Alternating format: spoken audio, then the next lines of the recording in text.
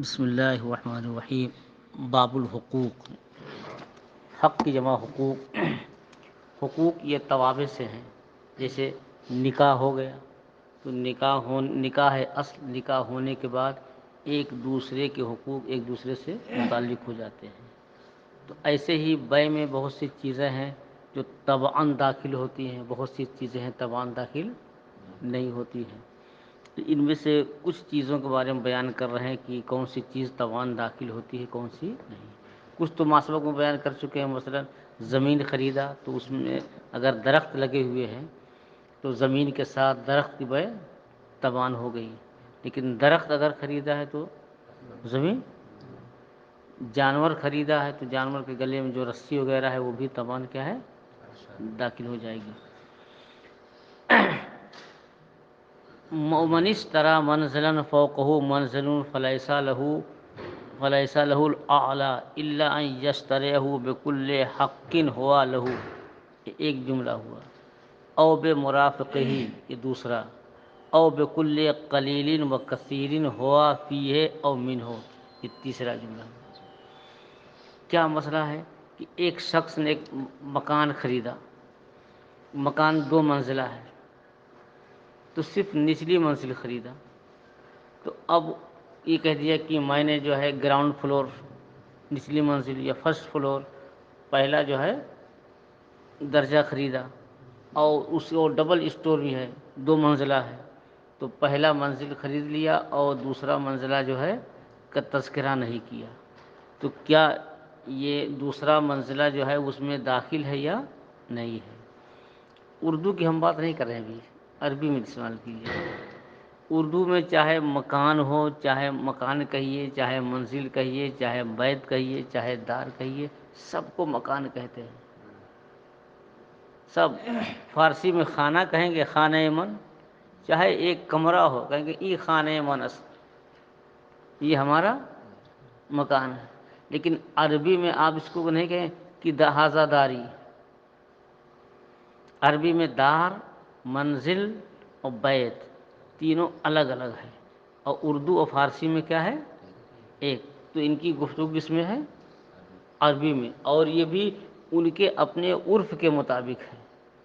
اب اس کو یہاں پہ فٹ نہ کیجیے گا، اس لیے فقہا فرماتے ہیں کہ کم من شیء تختلف باختلاف الزمان والمکان، کہ بہت سے مسائل ہیں کہ وہ جگہ کے اعتبار سے اور زمانے کے اعتبار سے کیا ہیں، بدل جاتے ہیں۔ اب کوئی آپ سے پوچھے کہ سعودیہ میں جو ہے بینک میں روپیہ جمع کرنے پر جو انٹرسٹ ملتا ہے وہ لینا جائز ہے کہ نہیں، تو آپ کہیں بالکل جائز ہے، ہم تو ہندوستان میں لیتے ہیں، سینٹرل بینک میں ہمارا کھاتہ ہے، اور سال میں کچھ نہ کچھ جو ہے 400-500 اضافہ ہوتا ہے، ہم تو لیتے ہیں، تو وہاں بھی آپ بھی لے سکتے ہیں۔ تو غلط ہو گیا نا، کہ دونوں بینکوں کے احکام کیا ہے، الگ الگ ہے۔ اس لیے کبھی کبھی پوچھتے ہیں، میں پوچھتا ہوں کہ کہاں سے بول رہے ہیں، ایک ہی جو ہے کیسٹ ہر ایک میں نہیں لگائی جا سکتی ہے نا، الگ الگ ہوتی ہے۔ اس کو کہتے ہیں ایک ہی ڈنڈے سے سب کو نہیں ہانک سکتے ہیں۔ کچھ لوگ ہوتے ہیں کہ ان کو زبان سے کہہ جائے آپ بہت غیر معقول آدمی ہیں، تو اتنے ہی وہ پانی پانی ہو جائیں گے ہیں، اور کسی کو کراٹا لگانا پڑتا ہے، تو جیسی شخصیت ہے۔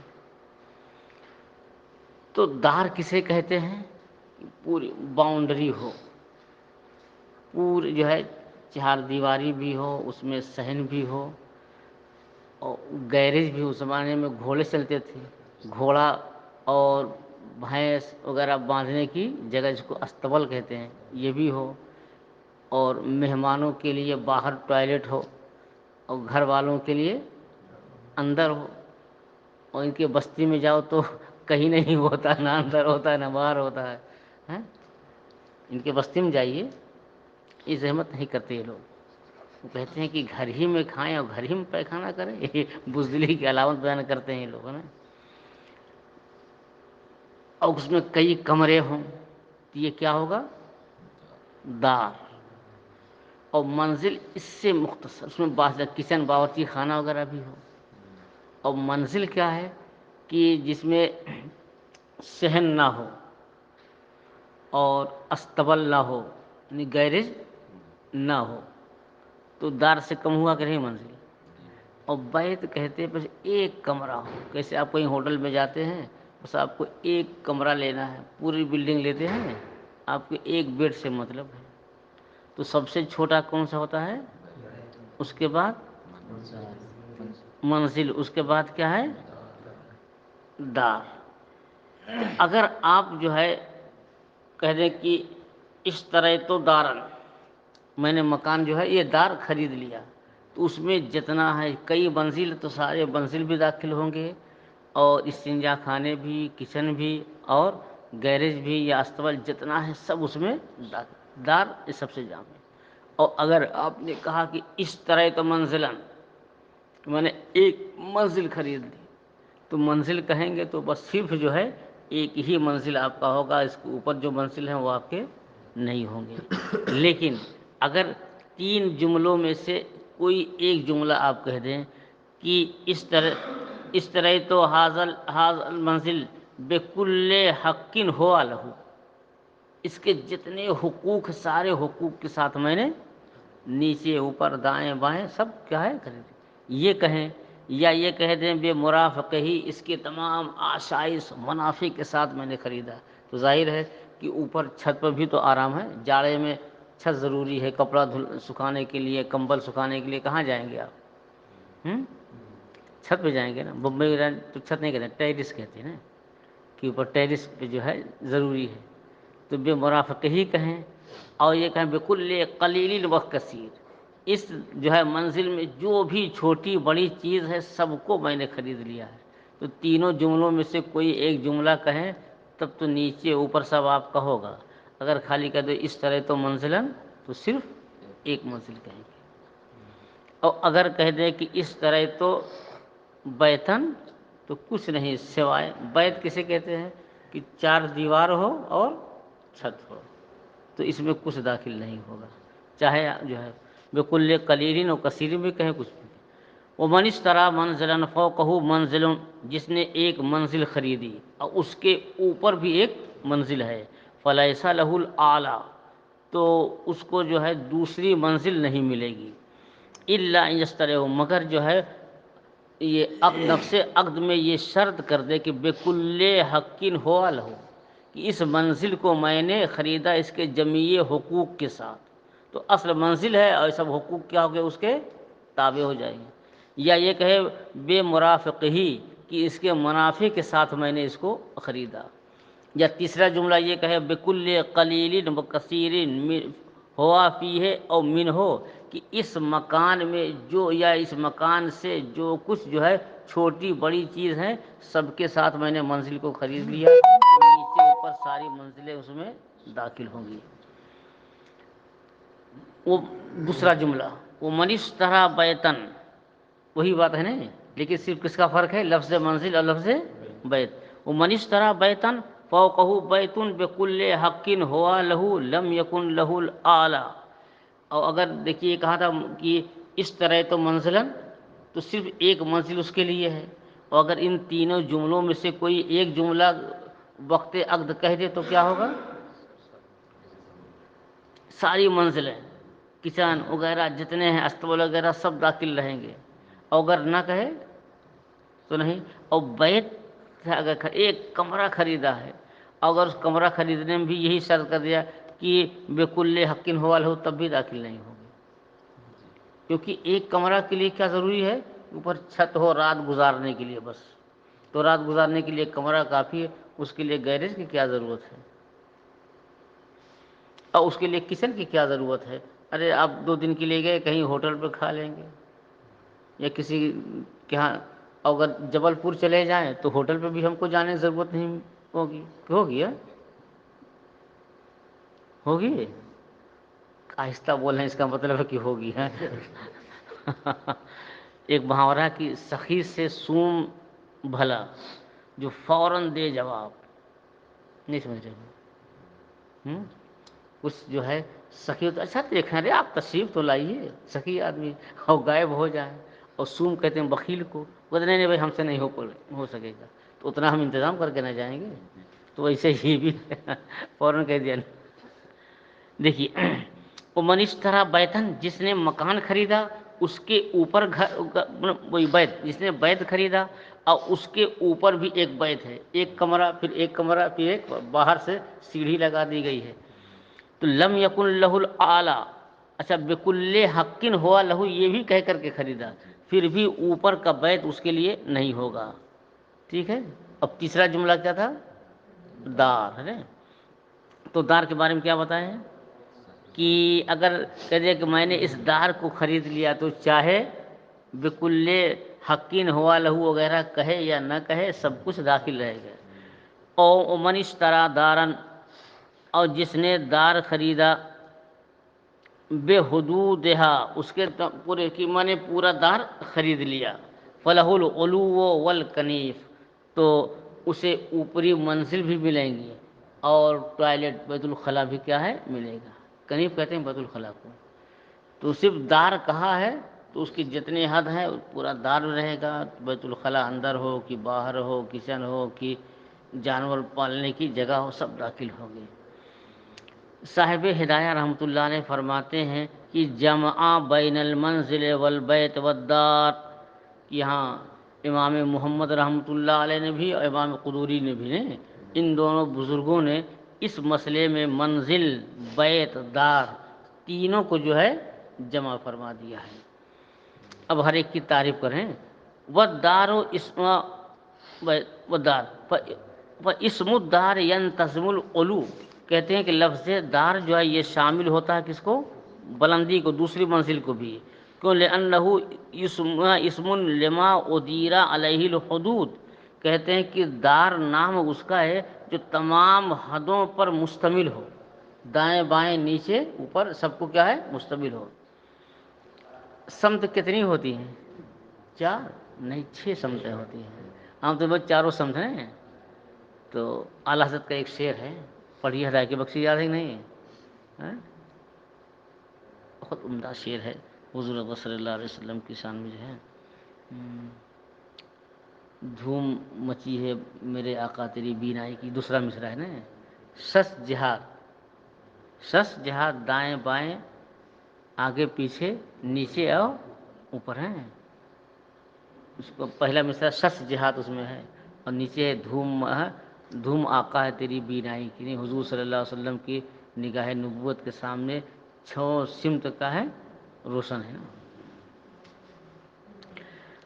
کہتے ہیں دار نام ہے کس کا کہ جو 4 تمام حدود کو شامل ہو، گھیرے ہو، والعلو من توابع الاصل واجزائہ، اور بلندی یہ اصل کے توابع سے ہے اور اس کے اجزاء سے ہے، کہ اصل تو یہ نیچے کی منزل ہے، اب اس کے اوپر جتنے بھی بناتے جائیں یہ اسی کی فرع ہے اور اسی کے اجزاء سے ہیں یہ۔ فَيَدْخُلُ فِيهِ، تو دار کہنے میں ساری منزلیں کیا ہیں داخل ہوں گی، والبیت اسم لما یبات فیہ، اور بیت کس نام کس کا؟ جس میں باتا یبیتو رات گزارنا، اس لیے بیت کہتے ہیں کہ جہاں رات گزاری جائے، کہتے ہیں بیت کہتے ہیں نام اس کا جس میں رات گزاری جائے، جیسے ہمارے یہاں کہتے ہیں ایک کمرہ ہے، والغلو مثلہ، تو یہ بھی بیت اور اس کے اوپر والا بھی کیا ہے، یہ بھی اس میں کوئی اصل نہیں ہے، نہ کوئی اصل ہے نہ کوئی فرع ہے، کوئی ڈبل بنا دیا ایک کمرہ، یہ اس کو کرایہ دے رہے ہیں، اوپر والا الگ کرایہ دے رہے ہیں، تو جیسے آپ کہیں گے جیسے نیچے سیم اوپر بھی ہے تو نیچے کی طرح اوپر بھی ہے، تو یہ اس کے مثل اوپر والا اور مثل شے کے اندر داخل نہیں، جو اصل ہے ایک ہے فرع، تو فرع اصل کے تحت داخل ہوتی ہے، لیکن مثل داخل نہیں ہوتی۔ ایک آدمی کے پاس 2 بکری ہے، ایک بکری بیچ دیا اور قاری صاحب کہا یہ بھی بکری مجھے چاہیے، کیا عجیب عقل مند آدمی ہے آپ، میں نے یہ بکری بیچی تو دوسری کیسے اس کے تابع ہوگی، تو ابھی تو بکری ہی ہے نا، مثل شے، مثل شے لا یدخلو فی البیع، تو شے کے جو مثل ہے وہ بیع میں داخل نہیں ہوتا۔ والشیء لا یکون تبعا لمثلہ، اور شے اپنے مثل کے تابع نہیں ہوتی، تو 2 جملہ ہو گیا، ولا يدخل فیہ الا بالتنصیص علیہ، تو یہ داخل نہیں ہوگی جب تک کہ اس کی صراحت نہ کر دیں۔ اب اگر آپ یہ کہیں کہ یہ جو دونوں کمرے دونوں بیت ہیں ان دونوں بیتوں کو میں نے خرید لیا، تو تنصیص کا صراحت کر دیں تو دونوں بیت میں داخل رہیں گے۔ اب تیسرا کیا رہا؟ منزل ہے نا، جس کو پہلے بیان کیا، والمنزل بین الدار والبیت، اور منزل جو ہے ایک دم بیچ میں ہے، یہ ہو گیا دار، یہ ہو گیا بیت، اور منزل کیا ہے؟ منزلتن بین المنزلتین ہے، تو یہ دونوں کے بیچ میں ہے، اور منزل جو ہے یہ دار اور بیت کے درمیان میں ہے۔ کیوں؟ لأنہ یتأتی فیہ مرافق اور منزل دار اور بیت کے درمیان ہوتا ہے، اس لیے کہ منزل میں تمام رہائش کے تمام آسائش ہوتی ہیں۔ رہائش کے لیے آسائش کیا ہے؟ اس میں ٹوائلٹ ہو، باتھ روم ہو، کچن ہو، یہ تو ضروری ہے نا۔ تو رہائش کے تمام آسائش کی چیزیں ہوتی ہیں، تھوڑی سی کمی دار میں جو ہے کہ گیریج بھی ہے، گاڑی کھڑے کرنے کی جگہ ہے، اگر جانور پال رہے ہیں تو استبل بھی ہے، لیکن منزل میں منزل کہیں گے تو یہ سب اس سے خارج ہوتے ہیں، باہر کا صحن بھی نہیں ہوتا اس میں۔ اذ لا یکون فیہ منزل الدواب، کیونکہ منزل میں جو ہے جانوروں کے رہنے کی جگہ نہیں ہوتی ہے۔ اس زمانے کے اعتبار سے آپ یہ کہہ لیجئے کہ گاڑی کھڑی کرنے کی جگہ نہیں ہوتی ہے۔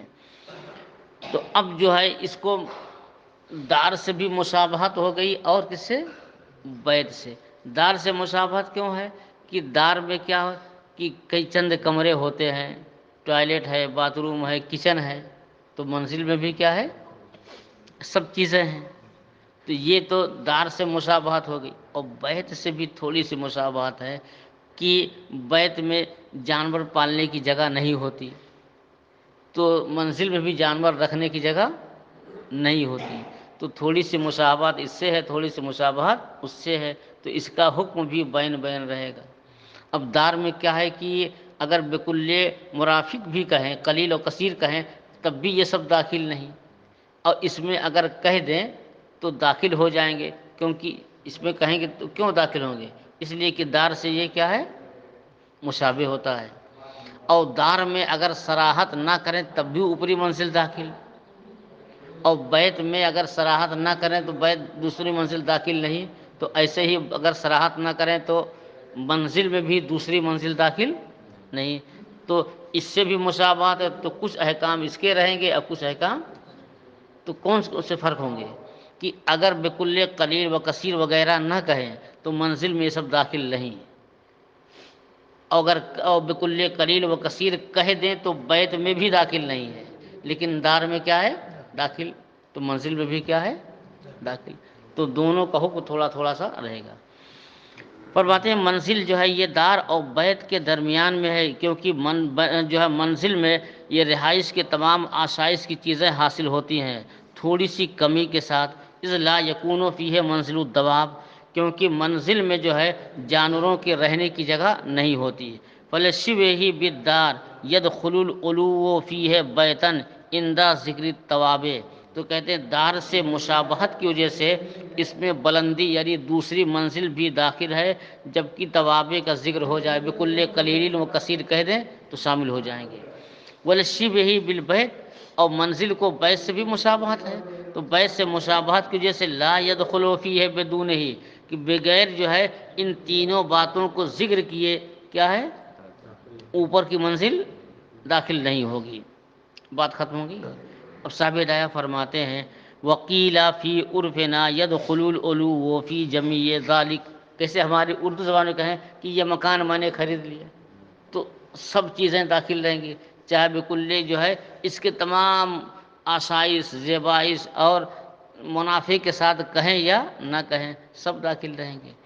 تو فرماتے ہیں کہ یہ جو بیت منزل دار کا فرق تھا یہ ہمارے زمانے کا نہیں، یہ ان کے زمانے کی بات تھی، لیکن ہمارے عرف میں یہ جہاں کے رہتے ہیں بخارا میں کیا کہتے ہیں کہ یدخل العلو فی جمیع ذالک، یہ سب کچھ داخل رہیں گے، چاہے بیت کہے، چاہے منزل کہے، چاہے دار۔ لأن کل مسکن یسمى بالفارسیۃ خانہ، کیونکہ ہر جائے سکونت کو، ہر رہائش رہنے کی جگہ کو فارسی زبان میں کیا کہتے ہیں؟ خانہ۔ اب خانہ چاہے آباد چاہے خانہ خراب، بہرحال خانہ کہتے ہیں کہ نہیں۔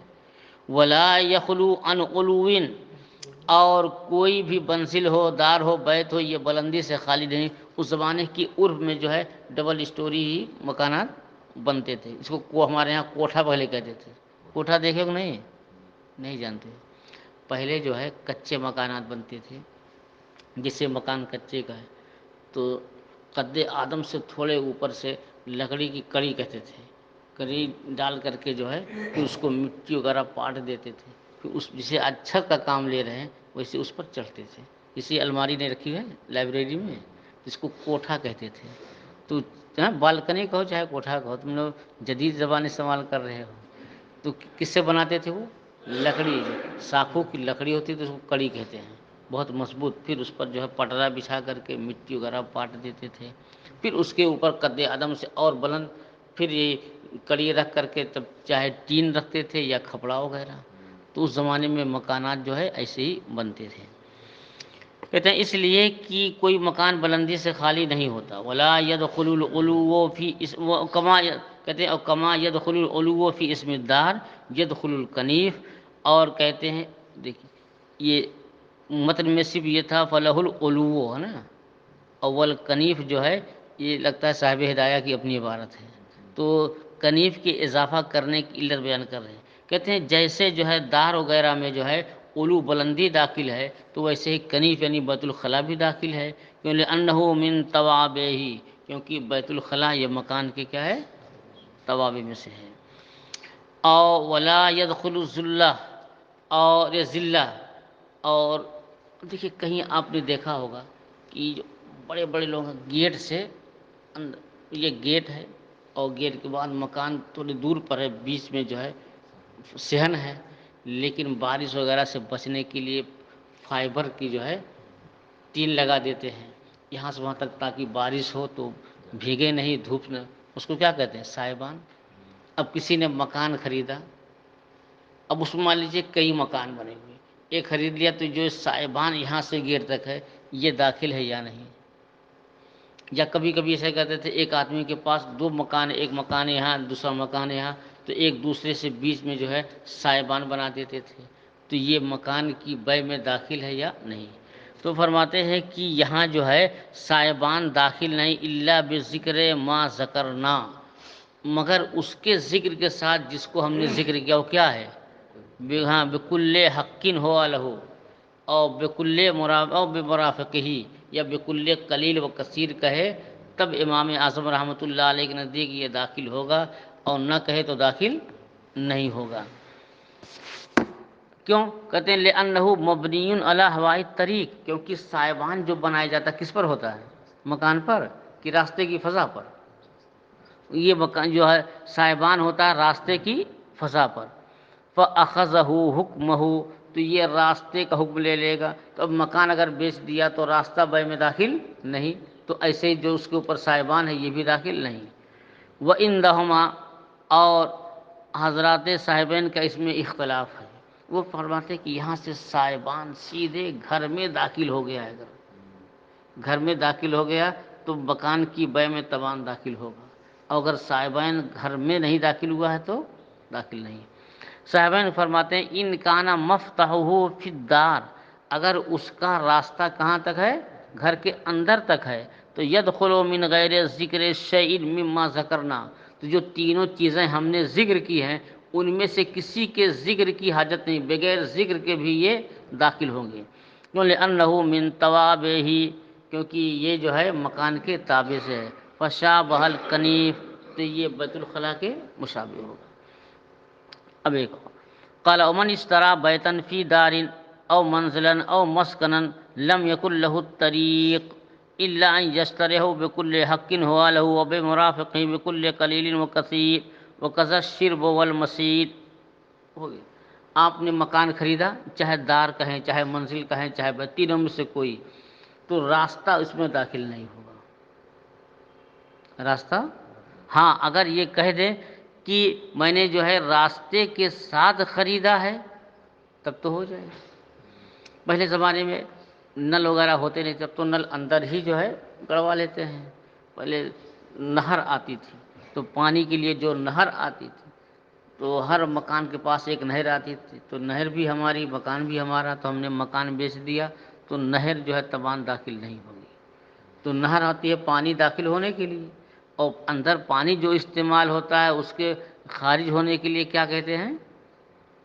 نالی نہیں ہے، نالی تو کہتے ہیں، اگر چھوٹی تو نالی، بڑا ہو تو نالا۔ تو بے میں جو ہے نہ نالی داخل ہے، نہ نالا داخل ہے، نہ نہر داخل ہے۔ اور کہتے جس نے کوئی بیت خریدا، بیتن فی دار ہی، فی دار، جس نے ایک دار میں جو ہے، پورا دار پورا ہے، پورے میں جتنے کمرے، ہر کمرے کے لیے ایک نہر آ رہی، جس نے ایک دار خریدا، ایک کمرہ خریدا دار میں سے، یا ایک منزل کو خریدا، یا مسکن کو خریدا کہ ہمیں جو ہے اپنی زندگی گزارنے کے لیے ایک کمرہ دے دیجئے، تو فرماتے ہیں ان کے لیے راستہ نہیں ہوگا مگر یہ کہ اس کو بھی وہی تینوں الفاظ کے ذریعے سے شرط کر لے کہ بکل حقن ہوا لہو، یا مرافقی، یا بکل قلیل و کثیر۔ ایسے ہی شرب اور شرب دونوں ہے کہ پانی کے داخل ہونے کی جگہ، تو پانی کے آنے کی جگہ بھی داخل نہیں ہوگی، والمسیل، پانی کے بہنے کی جگہ یعنی نالی بھی داخل نہیں ہوگی، لأنہ خارج الحدود، کیونکہ یہ حد سے باہر، ظاہر ہے کہ جو نہر آ رہی ہے وہ مکان کے اندر جائے گی کہ دور ہوگی، کہتے ہیں یہ سب مکان کی حد سے باہر ہوتی ہیں۔